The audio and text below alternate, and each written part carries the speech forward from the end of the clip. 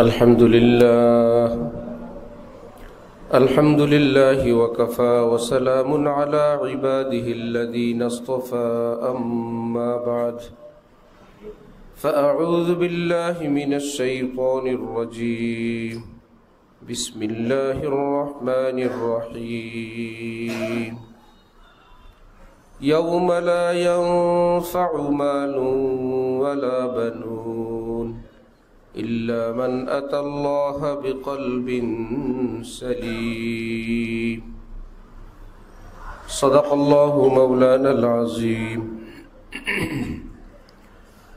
وقال رسول الله صلى الله تعالى عليه وسلم أخلص دينك يكفك العمل القليل وقال رسول الله صلى الله تعالى عليه وسلم التقوى هاهنا وأشار إلى صدره أو كما قال رسول الله صلى الله تعالى عليه وسلم محترم মুসলিয়ান কিরাম, আমি আল্লাহ পাক রব্বুল আলামিনের পবিত্র কালামের অংশ বিশেষ তেলাওয়াত করলাম এবং হযরত রাসূল করিম সাল্লাল্লাহু আলাইহি ওয়াসাল্লামের দুইখানা হাদিস শরীফের অংশ বিশেষ পাঠ করলাম। আল্লাহ পাক কোরআন শরীফ এবং হাদিস শরীফের কামিল হেদায়েত আমাদের সকলকে নসিব ফরমান। আমিন। কোরআনে পাক এবং হাদিসে পাকের নূরে আমাদের জীবনকে সুন্দর করার, আলোকিত করার তৌফিক দান করেন। আল্লাহ পাক নিজ দয়ায় আমাদের জীবনের সমস্ত গুনাহ মাফ করে দেন। আমাদের জন্য ঈমানি হায়াত, ঈমানি মৌত মঞ্জুর ফরমান। আমাদের জন্য জান্নাতুল ফিরদাউস কবুল ফরমান। প্যারা রসুল হযরত রাসূলুল্লাহ সাল্লাল্লাহু আলাইহি ওয়াসাল্লাম ইরশাদ করেন, আত-তাকওয়া হাহুনা। নিজের হাত মোবারক দিয়ে ইশারা করে নিজের বুকের দিকে ইশারা করে বললেন, তাকওয়া এখানে থাকে।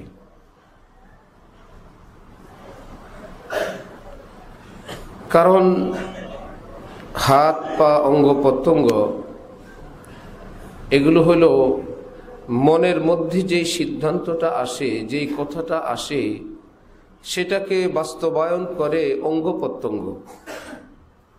মূল মাস্টার মাইন্ড, মূল প্ল্যানিং, মূল বিষয়টা এটা হাতে পায়ের থেকে হয় না, মূলত হয় অন্তর আত্মা থেকে। এক হাদিসে রাসূল সাল্লাল্লাহু আলাইহি ওয়াসাল্লাম বলেন যে, খুব ভালোভাবে লক্ষ্য করো, শুনো, তোমাদের দেহের মধ্যে একটি গোশতের টুকরা আছে। সেই গোশতের টুকরাটি যদি আল্লাহমুখী হয়, নূরওয়ালা হয়, তাহলে মাথা থেকে পা পর্যন্ত সবই নূরওয়ালা। সেটি যদি নষ্ট হয়, জাহান্নামমুখী হয়, অন্ধকারাচ্ছন্ন হয়, মাথা থেকে পা পর্যন্ত সবই অন্ধকারাচ্ছন্ন, সবই নষ্ট। যার দেহে ভাইরাস থাকে, যত ভালো রক্তই দেয়া হয়, 24 ঘন্টায় কিংবা এক সপ্তাহের মধ্যেই সব ভালো রক্তই খারাপ হয়ে যায়। কি ব্যাপার? তার দেহের মধ্যে ওই ভাইরাস আছে। তো নবী বলেন, ঠিক আত্মা এটা যদি ভাইরাস যুক্ত হয়, কোনো জাহান্নামী ব্যাধিতে আক্রান্ত হয়, যত ভালো আমলই দিবা, ভাইরাসের কারণে সবই শেষ। আর যদি অন্তর আত্মা নূরওয়ালা হয়, আল্লাহ পাকের মহব্বতওয়ালা হয়, আল্লাহমুখী হয়, তাহলে অঙ্গ প্রত্যঙ্গ দ্বারা সেটাই ঘটবে, সেটাই প্রকাশ পাবে। অতঃপর নবীজি ইরশাদ করেন, আলা, আমি সেই অঙ্গটির কথা বলবো, গোশতের টুকরাটির কথা বলবো, ওয়াহিয়াল কলব, সেটা হলো কলব, সেটা হলো আত্মা। কোরআনে পাকে রব্বুল আলামিন বলেন, ইয়াউমা লা ইয়ানফাউ মালুন ওয়ালা বানুন, কিয়ামতের দিন কারো মাল, কারো সন্তান কোনোটাই কাজে আসবে না। না ধনবল, না জনবল, কোনোটাই সেদিন কাজে আসবে না। আমার এত ধন, আমার এত জন। বাদশাহ যুলকারনাইন মৃত্যুর আগে ওসিয়ত করলেন। এক নম্বর ওসিয়ত করলেন, আমার মৃত্যুর পর আমার লাশটা কবরে নিবে আমার দেশের শ্রেষ্ঠ শ্রেষ্ঠ ডাক্তার যারা, তারা। দ্বিতীয় ওসিয়ত করলেন, কাফনের ভেতর থেকে আমার দুইটা হাত বাহিরে খোলা রাখবা। তৃতীয় ওসিয়ত করলেন, আমার জমানো টাকা পয়সাগুলো লাশ যখন কবরে নেওয়া হবে দুই দিক থেকে তোমরা ছিটাইতে থাকবা। প্রশ্ন করা হলো, এই ওসিয়তগুলোর কারণ কি, কি উদ্দেশ্যে আপনি এগুলো বললেন? তিনি বললেন, মানুষ অসুস্থ হলে বাঁচার জন্য ডাক্তারের কাছে যায়, যেন ডাক্তারই বাঁচাবে। আমার লাশ ডাক্তাররা কাঁধে করে কবরে নিয়ে, আমি এটা বুঝাইতে চাই, ডাক্তাররা কাউকে বাঁচাইতে পারে না, বরং লাশ কবরই দিয়ে আসে। তারপর খাত কেন খালি থাকবে? তিনি বললেন, আমার এত রাজ্য, রাজত্ব, সহায় সম্পদ, আমি যে কিছুই নিলাম না, আমি যে খালি হাতে যাচ্ছি, এটাও যেন জনগণ দেখে যে তিনি খালি হাত যাচ্ছেন। তৃতীয়, টাকা পয়সা ছিটাবে কেন? বললেন, এই কথা যেন সকলেই বুঝে এই টাকা পয়সা আমার কোনো কাজে আসে নাই, এটা আমার কোনো উপকারে আসে নাই, এটা বুঝানোর জন্য এগুলো ছিটাইতে থাকবা। আল্লাহ পাক বলেন, ইয়াউমা লা ইয়ানফাউ মালুন ওয়ালা বানুন, ভয় করো সেই দিনকে যেদিন তোমার টাকা পয়সা, বিশাল কর্মী বাহিনী, বিশাল বাহিনী এক বিন্দু কাজে আসবে না। ইল্লা মান আতাল্লাহা বিকলবিন সালিম, হ্যাঁ, একটা নূরওয়ালা কলব, আল্লাহর মোহব্বতওয়ালা কলব, আল্লাহর পছন্দ যুক্ত অন্তরাত্মা নিয়ে যদি আসো, আমি আল্লাহ বললাম ওই অন্তরের উছিলা আমি তোমাকে নাজাত দান করব। আল্লাহ পাক আমাদেরকে এইরকম অন্তরাত্মা অর্জন করার তৌফিক দান করেন। হযরত হাকিমুল উম্মত মুজাদ্দিদুল মিল্লাত মাওলানা আশরাফ আলী থানভী নব্বরাল্লাহু মারকাদাহু, তিনি বলতেন যে আল্লাহ পাক রাসূল সাল্লাল্লাহু আলাইহি ওয়াসাল্লামকে যে জিম্মাদারি দিলেন, এর মধ্যে একটি মৌলিক জিম্মাদারি, ওয়ায়ুযাক্কিহিম, হে রাসূল আপনি আপনার সাহাবাই কেরামকে সহি শুদ্ধ কোরআনে পাকের তেলাওয়াত শিখাবেন। কোরআন শরীফের পড়া, এটাকে বলা হয় তেলাওয়াত। তেলাওয়াত শব্দের অর্থ হলো যে আল্লাহ পাক যেভাবে জিবরিল আমিনের মাধ্যমে নবীজিকে শিখাইলেন, নবীজি যেটা উচ্চারণ করে সাহাবাই কেরামকে শিখাইলেন, সাহাবীদের থেকে পরবর্তীরা এই পর্যন্ত, এই কোরআনে পাকের উচ্চারণটা এটা বই পুস্তক পড়ে হবে না, এটা ওস্তাদ থেকে শিখতে হয়। আপনি কোনো বইয়ে আপনি যদি পড়েন, কোনো কারি সাহেব ব্যতীত, যিনি আপনি আলিফ বা তাসা চিনেন না বা চিনে না, তিনি যদি যে বড় হার উচ্চারণ এইভাবে করতে হয়, আলহামদু, আমরা তো এখন শুনে শুনে হামদু, কিন্তু হামদুর গলার কণ্ঠের কি কি করতে হয় এটা লেখা আছে, উচ্চারণটা লেখা নাই। যে হা, এটা কেমনে বুঝাবে আপনাকে বলেন তো কিতাবওয়ালা? এটা তো সাউন্ড দরকার, এই ছাড়া এটা বুঝানোর কোনো ব্যবস্থা নাই। আলামিনের আইন, এটা বই দিয়ে যদি আপনাকে বুঝায় যে জিব্বার গোড়াটা এরকম চিপায় নিবা, উপরে এরকম চাপ দিবা, চাপ দিলে যে কি হবে, ওটার সাউন্ড কোথাও নাই। তাহলে আলামিনের আইন বুঝানো সম্ভব পৃথিবীতে? সম্ভব না। তাহলে আমরা শিখলাম কোত্থেকে? আমাদের কাছে যে কোরআনে পাকের শুদ্ধ উচ্চারণ এটা আসলো আল্লাহ পাক কোরআনে পাক তিলাওয়াত, অর্থাৎ তুমি তোমার মতন কোরআন পড়লে হবে না, তুমি তোমার উস্তাদ যিনি সহি শুদ্ধ শিখছেন তার মতন, সেই উস্তাদ তার উস্তাদের মতন, অর্থাৎ গোড়ায় চলে যাবে রাসূলুল্লাহ সাল্লাল্লাহু আলাইহি ওয়াসাল্লামের মতন। এখানে কারো আঞ্চলিক উচ্চারণ কোরআনে পাকে চলবে না। আশ্চর্য হলো আঞ্চলিক উচ্চারণ ভৈরব বিবাড়িয়া ওইদিকে আখাউড়া খকে হ বলে, আখেরাত ওটাকে আহেরাত বলে। এরকম সব জায়গারই কিছু আঞ্চলিক ব্যাপার আছে। এক জালেম আমার কাছে চিঠি লিখছে, ভার্সিটির পরে। সে চিঠির মধ্যে লিখছে দোয়া চাই দুনিয়া আহেরাতের উন্নতির জন্য। ভার্সিটি পড়ার পরেও লিখছে আহেরাত। আমরা উমরা সফর থেকে আসলাম, হজরতওয়ালা সহ আমরা বেল থেকে আমাদের সামানপত্র নেওয়ার জন্য দাঁড়ানো। ওখানে লেখা একটা বেল্টে কারো মালের নাম লেখা থাকে, লেখা হোদেজা, হকার হো, আসলে খোদেজা বা খাদিজা ওই ছিল, লেখছি কি হোদেজা। এটা কি বই পুস্তকের না আঞ্চলিক? আবার যদি আপনি একটা বইকে একদম দেন নোয়াখালীর মানুষকে, সে তার একটা বিশেষ ঢঙে পড়বে, সিলেটি মানুষ তার ঢঙে পড়বে, চট্টগ্রাম তার ঢঙে পড়বে, পুরান ঢাকা তার ঢঙে পড়বে। কোরআন শরীফের ব্যাপারে এত ঢঙের পারমিশন নেই। আপনি আপনার ঢং মতন পড়বেন, আপনি আপনার এলাকা মতো পড়বেন, সিস্টেম নেই। তেলাওয়াত করতে হবে। আপনি আপনার যোগ্য অভিজ্ঞ ওস্তাদ থেকে এই উচ্চারণটা শিখতে হবে। যেই উচ্চারণ শিখা উস্তাদ আর ছাত্রের এই শিকল চলে যাবে রাসূলুল্লাহ সাল্লাল্লাহু আলাইহি ওয়াসাল্লাম পর্যন্ত। তাহলে আমরা যে কোরআন তেলাওয়াত করি এর শিক্ষক কে? হযরত রাসূলুল্লাহ সাল্লাল্লাহু আলাইহি ওয়াসাল্লাম। আমাদের মধ্যখানে অন্যান্য ওস্তাদরা আছেন, কিন্তু ওস্তাদ বাই ওস্তাদ আমাদের ওস্তাদ কে? রাসূলুল্লাহ সাল্লাল্লাহু আলাইহি ওয়াসাল্লাম। জিবরিল আমিন আসলেন, তিনি ঠিক ওইভাবে শিখাইলেন যেভাবে আল্লাহ ওনাকে তেলাওয়াত করে শিখাই দিয়েছেন। এক বিন্দু চেঞ্জ নেই। হ্যাঁ, জিবরিল নবীজির ওস্তাদ না।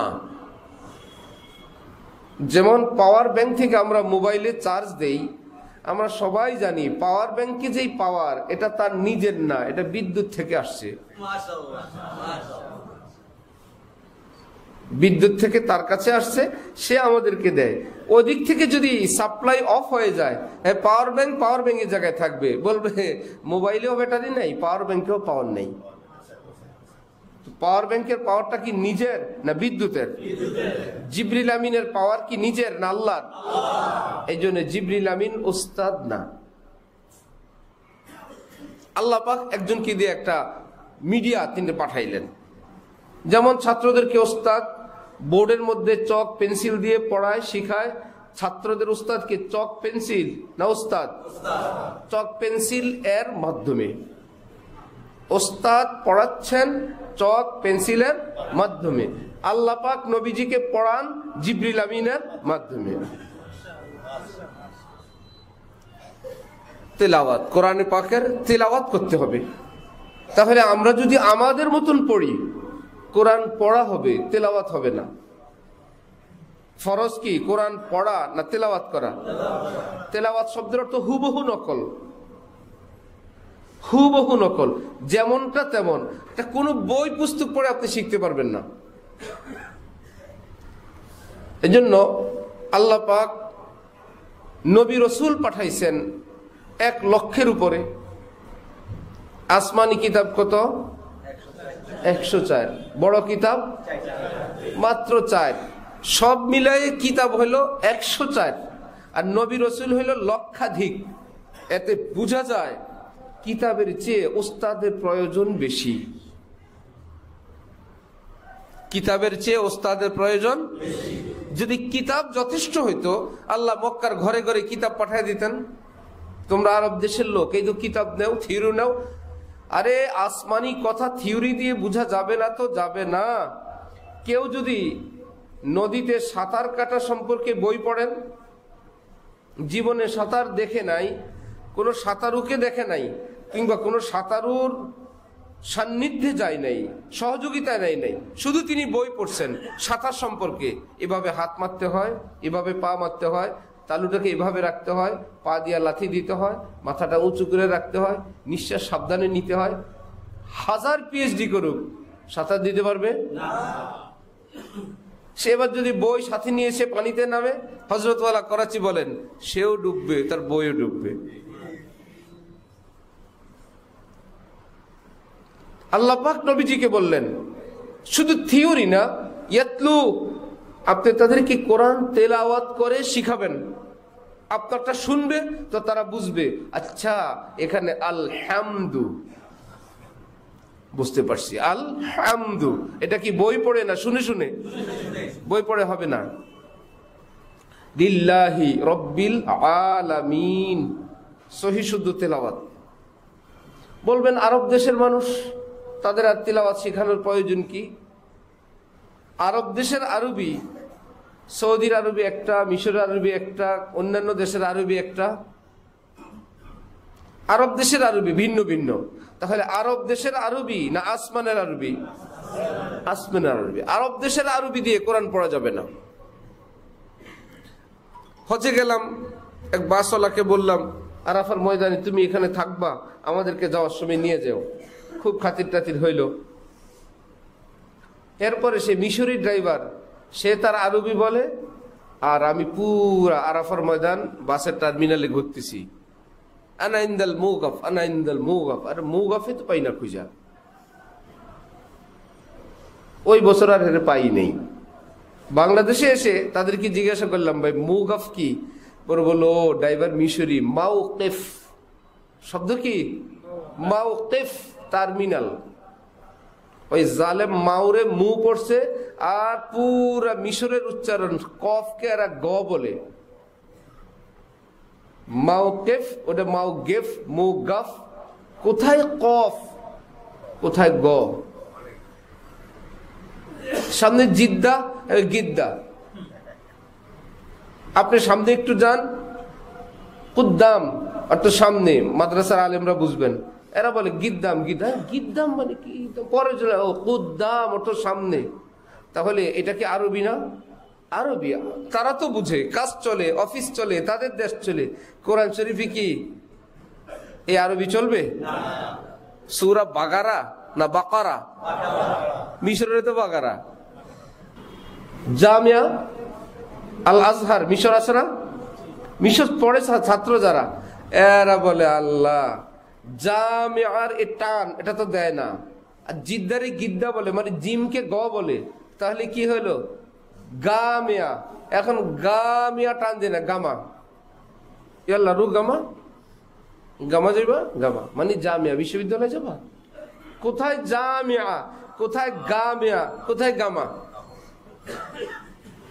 এটা তো একটা দেশের উচ্চারণ, আরব দেশের বহু উচ্চারণ।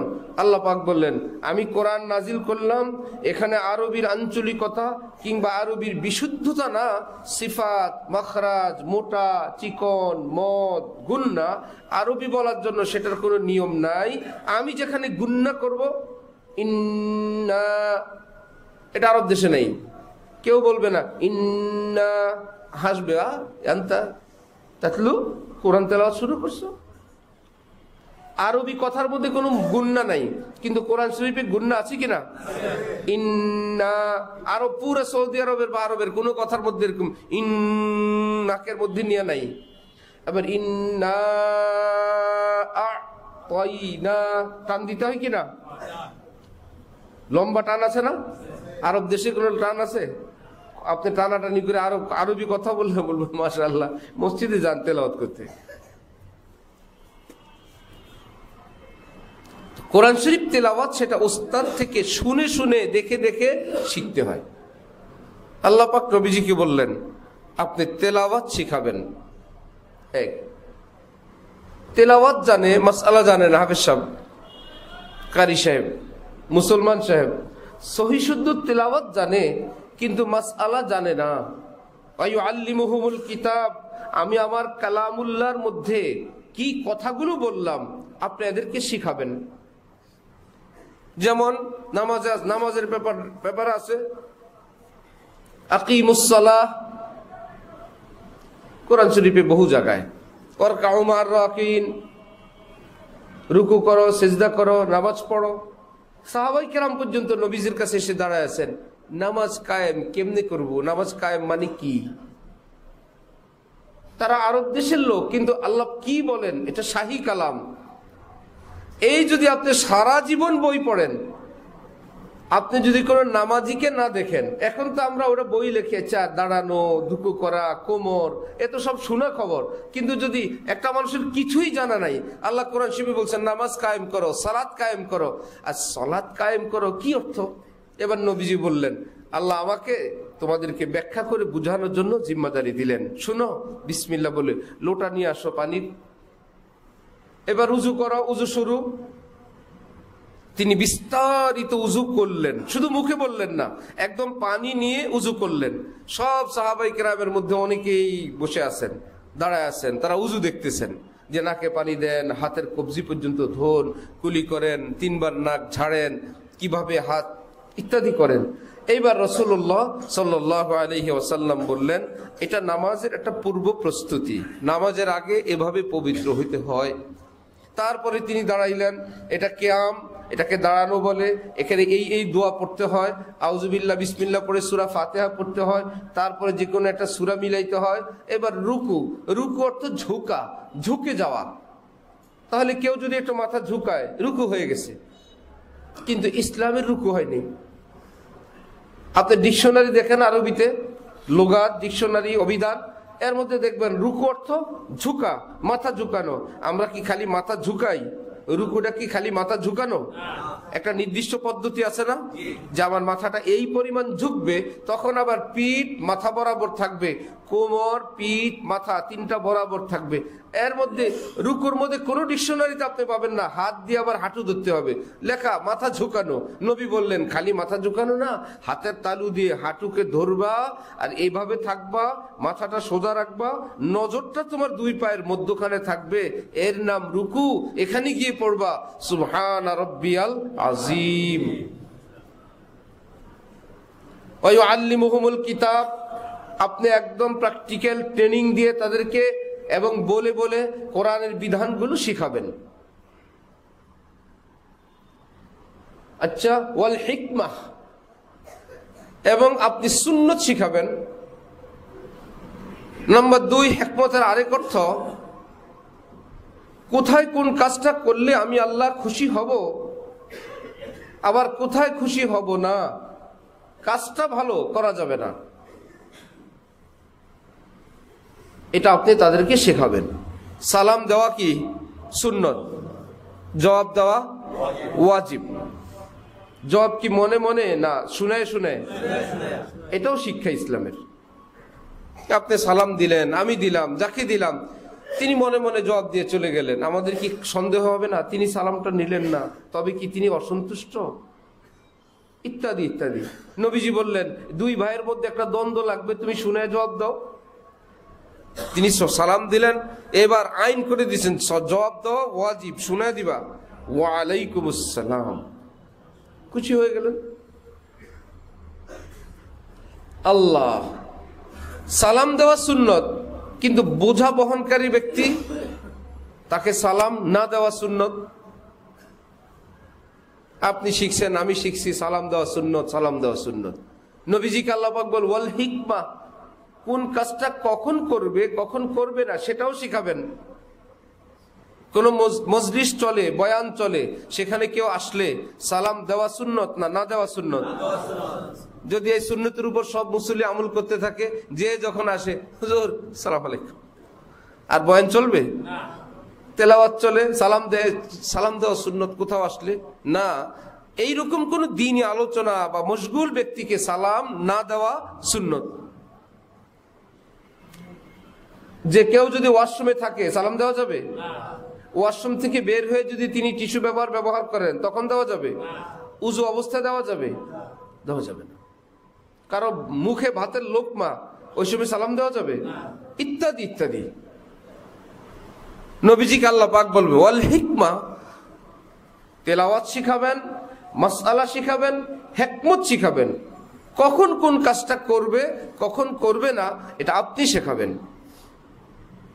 অপর আয়াতে আল্লাহ পাক বলেন মা আতাকুমুর রাসূল ফাখুযু, পৃথিবীর মানুষেরা শুনো, আমার নবী তোমাদেরকে যা যা দিবেন সবটা তোমরা গ্রহণ করবে, যা যা থেকে বারণ করবেন সবটা থেকে দূরে থাকবে। নবীজি নিজের পক্ষ থেকে একটাও বলেন না, হাও বলেন না, নাও বলেন না, যা বলেন আমার পক্ষ থেকে বলেন। তাহলে কোরআনের বাইরে নবীজির যে কথাগুলো সেগুলো কি তার নিজের না আল্লাহর? সবই আল্লাহর। কোনটার নাম কোরআন, কোনটার নাম হাদিস, উভয়টাই আল্লাহর। আল্লাহ পাক বললেন এই শিখাবেন। তিনটা কাজ শিখানো হয়ে গেল, তেলাওয়াত পারফেক্ট, মাসআলা মাসাইল বিশুদ্ধ, হিকমত তাও জানেন। আল্লাহ পাক বললেন কমপ্লিট হয় নাই। কি সেটা? আরেকটা কাজ আছে, ওয়ায়ুযাক্কিহিম, আপনি তাদের অন্তর আত্মা পরিশুদ্ধ করবেন, আত্মার ইসলাহ করবেন, তাজকিয়া করবেন। এটা একটু জটিল। তাদের ভিতর অহংকারের রোগ না থাকে, লোভ না থাকে, বখিলি না থাকে। এগুলো কি উপরে থাকে না সব ভিতরে থাকে? এমন এক জিনিস, উপরে সুফি সাহেব, ভিতরে রোগে ভরা। আল্লাহ পাক বললেন উপরের আমলগুলো তেলাওয়াত এটা দেখা যায়, মাসআলা মাসাইল দেখা যায়, হিকমত দেখা যায়, কিন্তু তাজকিয়া যে সকলের মধ্যে যে আমি ছোট, আমি গুনাহগার, আমি পাপিষ্ঠ মানুষ, আমি ছোট, এই কথা বলা যায়, মনে করা অত সহজ না, খুবই জটিল। বুজুর্গান দ্বীন বলেন মানুষের গুনাহ ছুটতে থাকে, মেহনতের মাধ্যমে ছুটে, মুজাহাদার মাধ্যমে ছুটে। যেই গুনাহটা এত শক্ত যে ছুটেই না, একদম সর্বশেষ ছুটে, এর নাম অহংকার। আমরা কাপড় ধোয়ার জন্য বালতিতে ভিজানোর সাথে সাথে কিছু ময়লা উঠে যায় পানিতেই, কিছু সাবানের এমনি সংস্পর্শে, কিছু হালকা ঘষা দিলে, কিন্তু যেটা শক্ত দাগ এতক্ষণ কি সেটা উঠছে? এর জন্য আলাদা মেহনত করতে হয়। এটা পানি পাইলেও যাবে না, সাবানেও যাবে না, হালকা ঘষায়ও যাবে না, ওইটাকে টার্গেট করে সাবান দিয়ে, ব্লিচিং দিয়ে আলাদা মেহনত করলে যাবে। এবং ওই দাগটা উঠার পর আমরা বলবো জামাটা নির্দাগ হয়ে গেল, পরিষ্কার হয়ে গেল। যা উঠার আগে উঠছে, সর্বশেষ উঠলো গভীর দাগ যেটা, সেটা। ঠিক আমার আপনার জীবনের ভুল বিচ্যুতিগুলো কিছু ওয়াজের মাধ্যমে, কিছু নসিহতের মাধ্যমে, কিছু খেদমাতের মাধ্যমে, বিভিন্ন আমলে বা বয়ানে, বক্তৃতায়, অথবা নিজে নিজেই ছুটে, ওয়ায়ুযাক্কিহিম, এটা একটা অপারেশন। কোনো ডাক্তার পৃথিবীতে নাই নিজের অপারেশন নিজে পারে, আছে? নিজের ওপেন হার্ট সার্জারি নিজে, ব্রেন অপারেশন নিজে, এটা নাই। এই জন্য নবীজিকে আল্লাহ বললেন আপনি সাহাবাই কেরামের এই সার্জারি করবেন, এই আত্মা এবং অন্তরের ইসলাহ আপনি করবেন, এই শুদ্ধি আপনি করবেন। এক সাহাবী আবু মাসউদ আনসারী রাদিয়াল্লাহু তাআলা আনহু, তিনি তার গোলামকে প্রহার করতেছেন।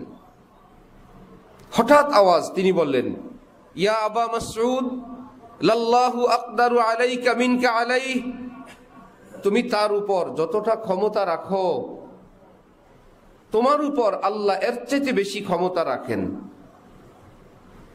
তুমি শক্তিশালী, সে দুর্বল, তুমি মালিক, সে গোলাম, এই তো তোমার ক্ষমতা।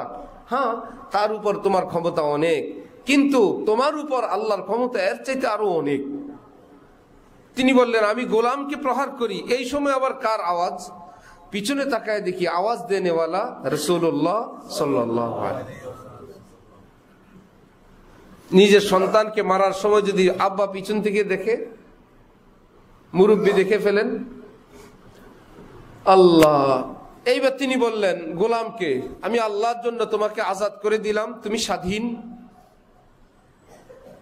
নবীজি জবান খুললেন লাউলাম তাফআল, যদি এই গোলামকে প্রহার করে তার মনে যতটা কষ্ট দিলে, আল্লাহকে যতটা অসন্তুষ্ট করলে, আবার আজাদ করার বরকতে সেও খুশি হয়ে গেল, আর তোমার এটা ওই ভুল বিচ্যুতির জন্য কাফফারা হয়ে গেল, তোমার পাপটা মোচন হয়ে গেল। যদি তুমি আজকে এই পন্থা অবলম্বন না করতে, এই কাজটা না করতে, লামাসাতকান নার, জাহান্নামের আগুন তোমাকে কিন্তু গ্রাস করত। তোমাকে জাহান্নামের আগুন ধরতো। অথচ আবু মাসউদ আনসারী বদরি সাহাবী, এত বড় ফজিলতপূর্ণ সাহাবী, তাকে বললেন জাহান্নামের আগুন তোমাকেও ঘাস করতো, তোমাকেও জ্বালাইতো, ভালো করছো, ভুলের পর সেটা সুরাহাটা উত্তম ভাবে করলা। এক সাহাবী কোন এক সাহাবীর ব্যাপারে কথা বলতে গিয়ে বললেন, ওই যে বেটে কালো, ওনার কথা না নবীজি আপনি বলতেছেন, ওই যে হাত দিয়ে দেখাইলেন, ওই যে ছোট ছোট সাইজের। নবীজি বললেন, তোমার মধ্যে এখনো সেই আইয়ামে জাহিলিয়াতের নষ্ট চরিত্র এখনো রয়ে গেছে। কেউ ছোট হয়, নিচু হয়, খাটো হয়, এটা কি তার ইচ্ছায় না আল্লাহর ইচ্ছায়? কোন মানুষের রং কালো হয়, ফর্সা হয়, এটা কি তার হাতে না আল্লাহর হাতে? তো দেখতে তো দেখা যায় তুমি তাকে বললা, এই বিষয়টা তো আল্লাহর উপর গিয়ে পড়ছে। এগুলো তো জাহালতের কথা, মূর্খতার কথা। ফিকা জাহিলিয়া ইন্নাকা মুরকুম ফিকা জাহিলিয়া, তুমি এমন মানুষ যার মধ্যে জাহালত এখনো আছে। এই রোগগুলো সব বাহিরে দেখা যায় না, এটা ভিতরে থাকে, বাহিরে প্রকাশ পায়। হাকিমুল উম্মত হযরত থানভী নবরাল্লাহু মারকাদাহু মজার গল্প লিখছেন যে এক দুলামিয়া কারো শেরওয়ানি পরে গেছে বিয়েতে, যার শেরওয়ানি পরে গেছে সে তো কেবল জ্বলতেছে, হ্যাঁ দুলারে কত সুন্দর লাগে, কত ভালো, কিন্তু শেরওয়ানিটা যে আমার এ তো আর সবাই জানে না। উনি কেবল অহংকারে কেবল জ্বলতেছে। এর মধ্যে এক লোক এসে জিজ্ঞাসা করলো, দুলা কে? দুলাকে বললো, এই যে দুলা উনি, গায়ের শেরওয়ানিটা আমার। ভাই এটা বলা দরকার কি? দুলার পরিচয় দিলে তো যথেষ্ট। দুলার আশপাশের লোকেরা ওনাকে বুঝাইলো, ভাই তুমি বাড়তি কথা বলো, শেরওয়ানি সম্পর্কে কোনো কিছু তো প্রশ্নও নাই, তোমার জবাবেরও প্রয়োজন নাই, এ বিষয়ে কিছু বলবা না। ওকে ঠিক আছে। আবার আরেকজন এসে বলল, দুলা মিয়াকে বলল, দুলা উনি, শেরওয়ানি কার এই ব্যাপারে কিছু বলা নিষেধ। ভিতরে রোগ তো যায় না, অনেক কঠিন রোগ, অনেক কঠিন। হযরত আব্দুল কুদ্দুস গঙ্গুহি রহমতুল্লাহি আলাইহি,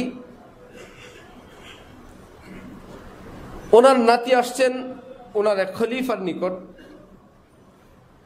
নিজের শায়েখের নাতি আসলে গদির উপর বসাইলেন, মেহমানদারি করলেন। জানতে চাইলেন কেন আসছেন? বললেন, আমি তাজকিয়ার জন্য আসছি, আত্মশুদ্ধির জন্য, যেটা কোরআন শরীফে ওয়ায়ুযাক্কিহিম আল্লাহ পাক বললেন নবীজিকে। হযরত আব্দুল কুদ্দুস গঙ্গুহির ওই খলিফা বললেন, আপনি আত্মশুদ্ধির জন্য আমার কাছে আসছেন, এসে আবার আমার পাশে গদিতে বসে আছেন, এ কেমন কথা? নামেন।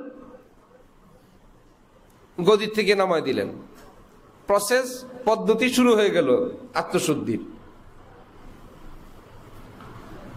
মেহমানদারি যা করার করে ওনাকে আমল দিলেন আস্থা বলে থাকার। ঘোড়া যেই ঘরে থাকে এর এক পাশে আপনি থাকবেন। ঘোড়ার গন্ধ অনেক, মুশকিল অনেক, এর পাশের রুমে উনি। বেশ কিছুদিন ওজিফা দেওয়ার পর খাদেমকে বললেন, আজকে ময়লা নিয়ে আসার সময় ঘোড়ার ঘরের একটু হালকা হাঁটু দিয়ে ওই ইবাদত বন্দিগিতে মশগুল ওই লোকটাকে একটু ধাক্কা দিয়ে আসবা। তুমি তো ঘোড়ার ময়লা পরিষ্কার করো, আসার সময় হাঁটু দিয়ে একটু ধাক্কা দিয়ে আসবা, দেখো তো কি করে। হালকা টাচ দিলেই চোখ উল্টায় বলতেছে, নাহুয়া গঙ্গু। গঙ্গু হইলে বুঝতা, মানে ওনার বাড়ি গঙ্গু, একটা এলাকা। খাদেমকে বলতেছে, আমাদের এলাকায় হইলে হাঁটু দিয়ে খোঁচা দেওয়া কাকে বলে বুঝিয়ে দিতাম। এসে হজরতকে বললেন, হজরত চোখ পাকানি দিল আর মুখ দিয়ে বলল, নাহুয়া গঙ্গু, বাদাম তৈরি হইলে বুঝতা। হজরত বললেন, ও এখনো ভিতরের ভূত বের হয় নাই, এগুলো ভান ধরে বসে আছে ইবাদত বন্দিগির। এটা হলো এখনো কি ভান, এখনো ভিতরের ভূত বের হয় নাই। হাদিস শরীফে আছে, লা ইয়াদখুলুল জান্নাতা মান কানা ফি কলবিহি মিসকালু হাববাতিন মিন খারদালিন মিন কিবির। এক জাররা পরিমাণ কিবির, অহংকার যদি কারো মধ্যে থাকে, এই অবস্থা নিয়ে কোশ্চিন কালেও সে জান্নাতে প্রবেশ করতে পারবে না। হয়তো দুনিয়া থেকে মুক্তি নিবে, নয়তো পরকালে গিয়া লোহা যে পিটায় আর পোড়ায়, লোহা কামার কি করে, জং দূর করে, কতক্ষণ পোড়ায়া তারপরে পিটায়, তারপরে বলে এখন ফ্রেশ লোহা। স্বর্ণকার যে স্বর্ণ পোড়ায়, দুশ্মনির কারণে পোড়ায় না, বললে এর মধ্যে খাইট আছে, খাইট বের করে এইবার বলে এইটা যা আছে পুরাটা স্বর্ণ, এর মধ্যে কোনো খাইট নাই। জাহান্নামী মুসলমান যারা জাহান্নামে যাবে, আল্লাহ বলবে এর মধ্যে খাইট আছে, এই খাইট নিয়ে তো জান্নাতে যাওয়া যায় না। সুতরাং এই খাইট মুক্ত করার জন্য, খালেস বানানোর জন্য প্রসেস হইলো জাহান্নাম। জাহান্নামে ফেলো, তাহলে ইমানদারের খালি ইমানগুলো থাকবে, ইমানি আমলগুলো থাকবে, আর যত খাইট ম্যাট আছে, কিবির আছে, সেগুলো থেকে মুক্ত হওয়ার পর যখন ফ্রেশ হবে, আল্লাহ পাক বলবেন ঠিক আছে, এখন জান্নাতের উপযুক্ত হইলো, এখন নিয়ে যাও। অহংকার নিয়ে ঢুকতে পারবে না। বেশ কিছুদিন পর খাদেমকে বললেন, আজকে আসার সময় খালি হাঁটু দিয়ে ধাক্কা দিবে না, আজকে তোমার ময়লা গোবর ইত্যাদি নিয়ে একটা বাহানা করে তার উপর পড়ে যাবা, গায়ের উপরে।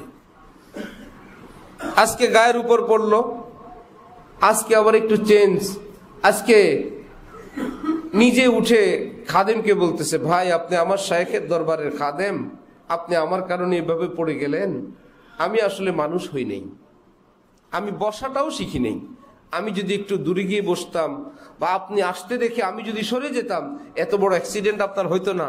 আপনি কি কষ্ট পাইছেন ভাই? আবার ময়লাগুলো উঠে ওনাকে দেন, ওনাকে সহযোগিতা করেন, ভাই আপনি আমাকে মাফ করে দিয়েন, আপনি আমার হজরতের দরবারের লোক, আমার কারণে আপনি কষ্ট পাইলেন। ওনার উল্টা সেবা যত্ন করে, ওনার কাছে সরি সরি বলে।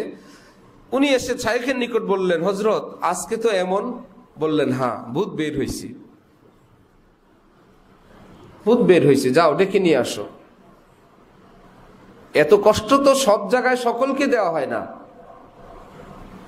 আগের যুগে কত কষ্ট ছিল অপারেশনের, ছোট্টখাট্ট একটা অপারেশন। এখন উন্নত যুগ, এখন অ্যানেস্থেসিয়া দেয়, এখন স্প্রে দেয়, এখন বেহুশ করে, অবশ করে, রুগী জানেও না অপারেশন। ঠিক ওই যুগের তাজকিয়াগুলো এমন ছিল। কিন্তু যেই প্রসেসেই হোক, আমাকে অহংকার থেকে মুক্ত করা, এই কাজটা করতে হবে, যেই পদ্ধতিতেই হোক। বলবেন আমি আমার তাজকিয়া, আমার অহংকারটা আমি ভিতরে বের করে দিব, এই পদ্ধতির প্রস্তুতি, এটা একটা অহংকার। আমার ভিতরটার থেকে আমিত্ব, অহংকার আমি বের করে দিব, আমি কারো কাছে যাব না। এই যে আমি কারো কাছে যাব না, কারো ধন্যা দিব না, এই প্রস্তুতিটা, এটা একটা কি, এটা নিচে একটা অহংকার। ও কারো কাছে যেতে লজ্জা লাগে, কারো কাছে ছোট হইতে খারাপ লাগে, তরকারির সামনে, তরকারি দোকানদারের সামনে যেতে লজ্জা লাগে না, মুচির সামনে যেতে লজ্জা লাগে না, রিক্সাওয়ালাকে 30 টাকার ভাড়া 50 টাকা দিয়ে হাত পেতে দাঁড়ায় থাকতে লজ্জা লাগে না। 20 টাকা দেন, 20 টাকা দেন, 10 টাকা দেন, হাত পেতে দাঁড়ায় আছে, এখানে লজ্জা লাগে না। নিজের দুনিয়ার স্বার্থের জন্য যে কোনো জায়গায় যেতে প্রস্তুত, তার কাছে যেতে প্রস্তুত। আর আখিরাতের সদায়, ইমানের সদায়, সূরা ফাতিহার সদায়, মাসআলার সদায়, ও ইমাম সাহেবের কাছে, এত ব্যক্তি, এত বড় ব্যক্তি, ওনার কাছে, মুয়াজ্জিন সাহেবের কাছে, কোন আলেমের কাছে যেতে লজ্জা লাগে। এটা কি লজ্জা না শয়তানের ধোঁকা? আমরা তো দেখি লজ্জা লাগে। লজ্জা বলে এক ধরনের স্বভাবগতভাবে একটা চাপ ভিতরে অনুভব হয়, এটাকে বলে কি লজ্জা। এটা দুই প্রকার। একটা হলো স্বভাবগত, যেমন আব্বাকে সালাম দিতে লজ্জা লাগে, আছে না? এটা কি ইসলামের শিক্ষা? আব্বারে সালাম দিতে, কেমনে আব্বারে সালাম দেই? ভাইয়াকে সালাম দিতে চুপচাপ করে দাঁড়ায় থাকে, এটার নাম লজ্জা না। এই জন্য ফুকাহাই কেরাম লিখছেন, লজ্জা কোনটা, যেটা শরীয়তের অংশ, যেটা শরীয়তের বিশাল অংশ, যেটা আমাদেরকে লালন পালন করা চাই, রক্ষা করা চাই, সেটা হলো কি, ফাইন্না হাকিকাতাল হায়া আন্না মাওলাকা লা ইয়ারাকা হাইসু নাহাকা। অর্থাৎ আল্লাহর নিষিদ্ধ কাজে আল্লাহ যেন আমাকে না দেখেন। আল্লাহ যেই কাজ করতে নিষেধ করলেন, এমন কোন কাজে যেন আল্লাহ আমাকে না পান, না দেখেন। এই ভিতরের এই প্রস্তুতি, এটার নাম কি? অরিজিনাল লজ্জা। নিষিদ্ধ কাজ সবই করি, গুনাও করি, বেপরদাও করি, টেলিভিশনও দেখি, সুদ ঘুষও খাই, আরেকজনকে ধোকাও দেই, মালেও ঠগাই। সব করার পর এখন সালাম দিতে লজ্জা লাগে, স্ত্রীকে সালাম দিতে লজ্জা লাগে, স্বামীকে সালাম দিতে লজ্জা লাগে, নিজের ছেলেকে সালাম দিতে লজ্জা লাগে, নিজের ছেলে মেয়ে ঘরের মানুষকে জাযাকাল্লাহ বলবো, আল্লাহ তোমাকে উত্তম প্রতিদান দান করুক, তুমি আমার একটু খেদমত করলা, এটা বলতে লজ্জা লাগে। এটা লজ্জা না, এটা ধোঁকা। তো রাসূল সাল্লাল্লাহু আলাইহি ওয়াসাল্লাম সাহাবায়ে কেরামকে কাজ করলেন চারটা। এক নম্বরে তেলাওয়াত সহি শুদ্ধ শিখাইলেন। এটা কি শুধু সাহাবীদের জন্য ফরজ না আমাদের জন্য? কোরআন শরীফ তেলাওয়াত করা নফল না ফরজ? ফরজ যদি নামাজে না হয়, সউ সিজদা কয়টা দিলে নামাজ হবে? হবে না। উযু ছাড়া যত বড় পাগড়ি দিয়েই নামাজ পড়েন, উযু না থাকলে নামাজ হবে না। উযু যেমন ফরজ, তেলাওয়াত তেমন ফরজ। উযুর টুকুন বুঝি, উযু ছাড়া নামাজ হবে না। এবার উযু হোক আর না হোক, পায়ের গোড়ালি শুকনা থাক আর না থাক, মোটামুটি পানির কাছে যাওয়া লাগবে, একটু প্রসেসিং করা লাগবে, এইটুকুন বুঝে। ওইটাও বুঝে কোনো অংশ শুকনা থাকলেও আমার উযু হবে না, এইটাও শোনা আছে, আমল থাকার না থাক। কিন্তু তেলাওয়াত না হইলে নামাজ হবে না, এটা মনে হয় নতুন কোনো পয়গাম্বর এসে আমাদেরকে ছুটি দিয়ে দিছে। অসুবিধা নেই, আপনি অনেকদিন নামাজ পড়েন, এখন আর এটার আলোচনা, এই ফাইল আর উঠানোর দরকার নেই। ফাইল কি নিচে পড়ে গেছে না প্রত্যেক দিন উপরে? প্রত্যেক দিন উপরে। এই ফাইল নিচে পড়ে যায় নাই, প্রতিদিন ফেরেশতারা ফাইলটা আবার আনে। আল্লাহ এই ফজরের নামাজ পড়লো, তেলাওয়াত হয় নাই। জোহরে বলে আল্লাহ সুন্নত হয় নাই, আল্লাহ কেরাত শুদ্ধ না, আল্লাহ কেরাত শুদ্ধ না। একটা সহজ পদ্ধতি আছে কোরআন শরীফের জন্য, সেটা হলো কোন হক্কানি আলেম থেকে অথবা জাননেওয়ালা থেকে আপনি যদি মুখস্থ শুনে শুনে 30 পারা না বোম্বা সূরা ফাতিহা আর 1-2টা সূরা শুনে শুনে ঠিক করে নিলেন। সিফাত, মাখরাজ, মদ, গুন্নার যে কঠিন আইন, সেটা আপনি পরে গেলেন যে শুনে শুনে এইটুকুন যে একজন আলেম আপনার তেলাওয়াত শুনে ফতোয়া দিবে, নামাজ হয়ে যাবে। 33 নম্বরের পাস আছে না একটা? যে ছাত্র 33 পায়, 50 পাইলে কি আরো ভালো পাস না? 80-90 পাস না? 99 পাস না? ওফো, 33ও পাস, 99 পাস। হ্যাঁ, ডিভিশন চেঞ্জ, ডিভিশনে পরিবর্তন, কিন্তু 33 ওয়ালা ফেল করে নাই। আর যে 20 পাইলো সে কি পাস না ফেল? এই কোনো আর কাজ হবে না। তাহলে আমার আপনার তেলাওয়াতটা কমপক্ষে নামাজটা হালাল হয়, এইটুকুন তেলাওয়াত কি নফল না ফরজ? দেখে দেখে ফরজ না, ভয় পায়েন না যে কোরআন শরীফ দেখবো, শুনবো, শিখবো, এটা ফরজ না।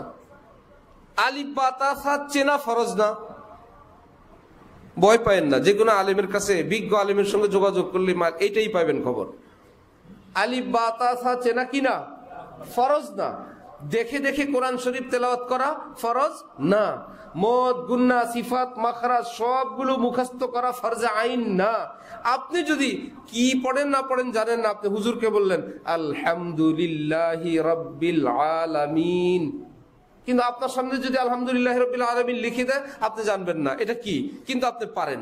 যেমন অনেকে চাইনিজ ভাষা পারে, হিন্দি ভাষা পারে, আমাদের দেশে শ্রমিকরা আরবি ভাষা পারে, সেই ভাষা কি উনি দেখে দেখে পারে না মুখস্থ পারে? পড়তে পারে না এক লাইনও, দিন চলে তার। ঠিক আপনি যদি, আমরা যদি আমাদের এইটুকুন করে নেই, ফাতিহা তো একটাই, সারা বছর একই, এক কুল হুয়াল্লাহু ইন্না আতাইনা ওয়াল আসরি, এইটুকুন যদি শুদ্ধ করে নেই, এই দিয়েই ফরজ, এটা দিয়ে নফল, এটা দিয়ে ওয়াজিব, এটাই বিতির, এটাই তেলাওয়াত, মা বাবার সওয়াব রেসানি করব, আমার পুঁজি যা আছে এটাই, এটাকে পড়া যাবে বারবার, বহুবার, সারা জীবন। আপনি যদি এইটুকুন করেন, কিয়ামতের দিন সহি শুদ্ধ তেলাওয়াত ওয়ালাদের কাতারে আল্লাহ আপনাকে উঠায় দিবেন। হ্যাঁ, কোরআন শরীফ শুদ্ধ। এই জন্য মুসলমানরা অনেক কিছু করে, আমরা দেখি, যেহেতু দিনের কাছে থাকে, কোনো না কোনো একটা দিনের সঙ্গে যুক্ত থাকে, তখন আলেম ওলামারা খুশি হয়। আল্লাহ ভরসা, একটার সঙ্গে তো আছে, আল্লাহ বুঝ দিলে আরেকটা হবে, আরেকটা হবে। কিন্তু এটা মাথায় রাখা দরকার, যেটা আমার জন্য অত্যাবশ্যকীয় সেটা। এমন কোনো বোকা লোক আছে, জামা আছে, জুব্বা আছে, পাগড়ি আছে, লুঙ্গি নাই? হবে ভাই? কোনটা আগে কোনটা পরে? আগে লুঙ্গি পরো, পাগড়ি না হইলেও চলবে। ঠিক ফরজগুলো নিজের, এটা মেরামত করা চাই। আল্লাহ তৌফিক দান করেন। 1 নম্বরে তেলাওয়াত মনে থাকবে, মাসআলা মাসাইল পুরা 30 পারা পুরা ইসলাম দা আপনি যে অবস্থানগুলো অতিক্রম করে যান, যেমন নামাজ পড়তে হয়, এ তো আর সব হুজুর পড়ায় দিবে না, সব হুজুর আমাকে কানে কানে বলবে না। নামাজের ফরজগুলো, ওয়াজিবগুলো, নামাজ ভঙ্গের কারণগুলো, এবং আমি বিবাহ করলাম তাহলে স্বামী স্ত্রীর মাসআলাগুলো, আমি ব্যবসা করি তাহলে ব্যবসার কথাগুলো, আমি যৌথ ব্যবসা করি যৌথ ব্যবসার কথাগুলো, আমি দাওয়াতের কাজ করি দাওয়াতের কাজগুলো, বেনামাজির দাওয়াত দিব, মনে মনে কি বলবো? একদম বেরোজগার, একদম মদখোরকে যখন দাওয়াত দেই, আমার মতন নামাজি দিনদার যখন দাওয়াত দেই, তখন আমার মনে মনে কি থাকবে? কঠিন বিষয়। আমি উত্তম, সে নিকৃষ্ট, এইরকম জায়েজই নেই দাওয়াত দেওয়া। এই সারা জীবনের আমার নামাজ সহ ভাবতে হবে আমি গুনাহগার, আমার ওই ভাই হাজার ভুল বিচ্যুতির পরেও তার দাম বেশি। কেন? আমার গুনাহের সাক্ষী আমি কত নিকৃষ্ট। আল্লাহ যদি তাকে মাফ করে দিয়ে রাখেন, তার চোখের পানি, তার দোয়া, তার কোনো ভালো কর্ম, আজকে হোক আগামীকাল হোক, মৃত্যুর আগে যদি আমি আসামি হয়ে কবরে যাই আর তিনি যদি নিষ্পাপ হয়ে কবরে যান, আজকের এই দাগ দো, কারো গায়ে ময়লা, গোসল করলেই তো ফ্রেশ, যার গায়েই ময়লা হোক গোসলের সাথে সাথেই ফ্রেশ। হাজার নিকৃষ্টকে দাওয়াত দেওয়ার জন্য ফরজ হইল তাকে দামি মনে করা। হাজার বয়ান করবেন যিনি বক্তা চেয়ারে বসে, ফরজে আইন হইল সমস্ত শ্রোতা আমার চেয়ে দামি, আমি গুনাহগার। এখন হারদি হযরত বলেন তাহলে চেয়ারে বসবে কেমনে? যারা দামি তারা নিচে, যিনি বলতেছেন আমি গুনাহগার তিনি উঁচুতে চেয়ারে বসা, এটা তো উল্টা হয়ে গেল। যদি নিজেকে ছোটই বলেন তাহলে চেয়ারে বসলেন কেন? হারদি হযরত আবার শিখিয়ে দিয়েছেন প্রয়োজনের খাতিরে তো বসতে হয়, কিন্তু তখন মনে মনে এই কল্পনা করে বসবে সাগরের মণিমুক্তা নিচে থাকে, বুদবুদ এবং ফেনা উপরে থাকে, নিচে যারা আছে সব হলো ইমানের মণিমুক্তাওয়ালা, আমি হইলাম বুদবুদ ফেনা, এই জন্য আমি উপরে। কত কঠিন বিষয়। ওয়ায়ুআল্লিমুহুমুল কিতাব মাসআলা মাসাইল, নিজের ফরজ ওয়াজিবগুলো যেটা অতিক্রম করি আমরা সর্বদা, এটা জানা ফরজে আইন, এটাকে বলে তলাবুল ইলমি ফারিজা। এটার পর ওয়ায়ুজাক্কিহিম, নিজের আত্মশুদ্ধি, আমি গুনাহগার, আমি নিকৃষ্ট। আবার বকিলি থাকে কারো মধ্যে, অহংকার থাকে কারো মধ্যে, লোভ লালসা থাকে কারো মধ্যে, পরশ্রী কাতরতা থাকে কারো মধ্যে, হিংসা থাকে কারো মধ্যে। এগুলো সব করে ল্যাবরেটরিতে নিলে বলবে রোগী সুস্থ, আর আসমানি ল্যাবরেটরিতে নিলে বলবে জাহান্নামে ব্যাধিতে আক্রান্ত। দুনিয়ার হসপিটাল বলবে লোক সুস্থ, আর আসমানি ল্যাবরেটরিতে বলবে ওরে বাবা এত ভাইরাস, অহংকারও আছে, লোভও আছে, হিংসাও আছে, বখিলিও আছে। আহা, এক একটাই তো মরার জন্য যথেষ্ট, এক একটাই জাহান্নামে নেওয়ার জন্য যথেষ্ট। সেটার জন্য ওই রকম কোন অভিজ্ঞ চিকিৎসক, হক্কানি কোন আল্লাহওয়ালা, কোন শামসুল হক ফরিদপুরি, কোন সদর সাহেব, কোন হাফিজি হুজুর, আল্লাহ পাক যাদেরকে সেই তৌফিক দেন, তাদের চেম্বার থেকে এই চিকিৎসা নেওয়া। ওয়াল হিকমা, কোন কাজটা কোথায় করবে কোথায় করবে না এটাও জানা। এইবার রাসূল সাল্লাল্লাহু আলাইহি ওয়াসাল্লামের সাহাবাই কেরামকে এই 4 জিনিস শিখাইতে নবীজি দিলেন, আর নবীজি শিখাইলেন। খুশির চোটে আল্লাহ পাক কোরআন শরীফে বলেন আমল নামা তো কিয়ামতে দিব, রেজাল্ট তো কিয়ামতে দিব। একটা গ্রিন সিগন্যাল আগেই দিয়ে দেই আপনার ছাত্রদের জন্য, শুনেন, রাজিয়াল্লাহু আনহুম, নবী আপনার সাহাবী সবার উপর আমি খুশি। আল্লাহ যাদের উপর খুশি তারা কোথায় যাবেন? সুবহানাল্লাহি ওয়া বিহামদিহি। আল্লাহ আমাদেরকে, আমরাও মুসলমান, আমরাও বড় হইতে চাই, ইমানের দিক থেকে অগ্রসর হইতে চাই, আমরা অনেক কিছু করি, কিন্তু সিরিয়াল ঠিক করবেন যে কোনটা আমার বেশি ইম্পর্টেন্ট, কোনটা আমার খুবই গুরুত্বপূর্ণ, ধোকায় না ভাসি। আল্লাহ আমাদের সকলকে উম্মতে মুসলিমাকে দ্বীনের সহি বুঝ দান করেন। ওয়া আখিরু দাওয়ানা আলহামদুলিল্লাহি রাব্বিল আলামিন।